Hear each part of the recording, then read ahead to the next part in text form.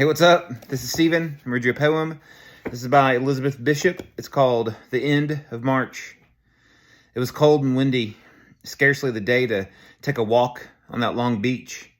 Everything was withdrawn as far as possible, indrawn, the tide far out, the ocean shrunken, seabirds in ones or twos. The rackety, icy, offshore wind numbed our faces on one side, disrupted the formation of a lone flight of Canadian geese, and blew back the low and audible rollers in upright, steely mist. The sky was darker than the water. It was the color of mutton fat jade.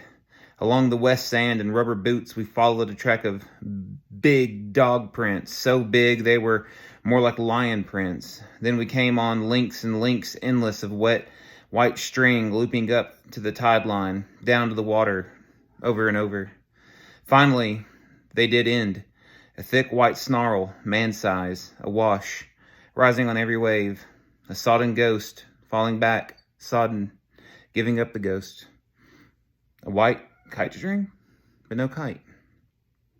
I wanted to get as far as my photo dream house, my crypto dream house, that crooked box set up on pilings, shingled green, a sort of artichoke of a house, but greener, boiled with bicarbonate of a soda, protected from spring tides by a palisade of, are they railroad ties? Many things about this place are dubious. I'd like to retire there and do nothing, or nothing much, forever, in 2 bare rooms.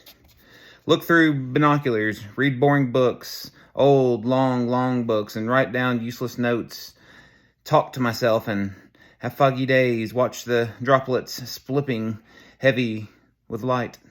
At night, a grog à l'Americaine, I'd blaze it with a kitchen match, and lovely diaphanous blue flame would waver, doubled in the window. There must be a stove. There's a chimney, askew, but braced with wires, and electricity. Possibly, at least, at the back, another wire limply leashes the whole affair to something off behind the dunes. A light to read by. Perfect, but impossible. And that day the wind was much too cold even to get that far, and of course the house was boarded up. On the way back, our faces froze on the other side. The sun came out for just a minute, set in their bazilles of sand. The drab, damp, scattered stones were multicolored, and all those high enough threw out long shadows, individual shadows, then pulled them in again. They could have been teasing this lion, the sun, except that now he was behind them, a sun who'd walked the beach, the last low tide, making those big, majestic paw prints, whose perhaps had batted a kite out of the sky to play with.